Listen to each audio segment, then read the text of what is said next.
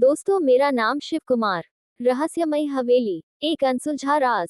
गांव के बाहर एक वीरान हवेली खड़ी थी। लोग कहते थे कि वहां जाने वाला कभी लौटकर नहीं आता। हवेली के अंदर से रात में अजीबोगरीब चीखें और फुसफुसाहटें सुनाई देती थीं। कुछ लोग कहते थे कि वहां एक डरावनी छाया घूमती है, तो कुछ का मानना था कि हवेली जिंदा है। पत्रकार की जिज्ञासा। रवि, एक जिज्ञासु पत्रकार, इन अफवाहों की सच्चाई जानना चाहता था। गांव वालों ने उसे चेताया, बेटा वहां मत जाना, वो हवेली इंसानों को निगल जाती है।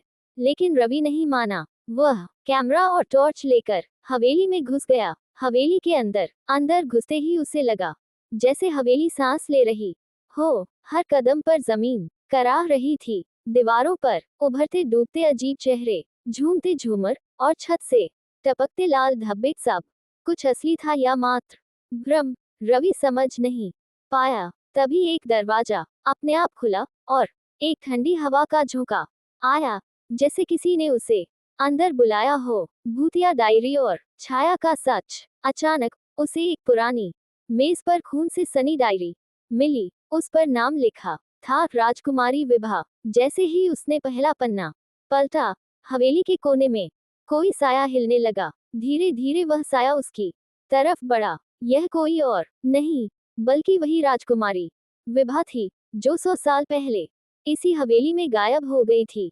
विभा की आंखें अंधकार से भरी थीं। उसने फुसफुसाते हुए कहा, मैं जिंदा हूँ, मैं यही हूँ, मुझे ढूंढो। और अगले ही पल वह हवा में विलीन हो गई। रवि ने घबराकर डायरी पढ़नी शुरू की। इसमें लिखा था कि विभा को उसके ही परिवार ने किसी काले जादू की रस्म के लिए बलिदान कर दिया था, ताकि हवेली को अमर किया जा सके। तभी से हवेली एक जिंदा इकाई बन गई थी, जो आत्माओं को अपने भीतर कैद कर लेती थी। भागने की कोशिश या फंसने की साजिश। रवि यह सब पढ़कर सहम गया। उसने भागने की कोशिश की, मगर दरवाजे खुद ब खुद बंद हो गए। दीवारों पर विभा की डरावनी हंसी गूंजने लगी, तुम अब मेरे साथ रहोगे।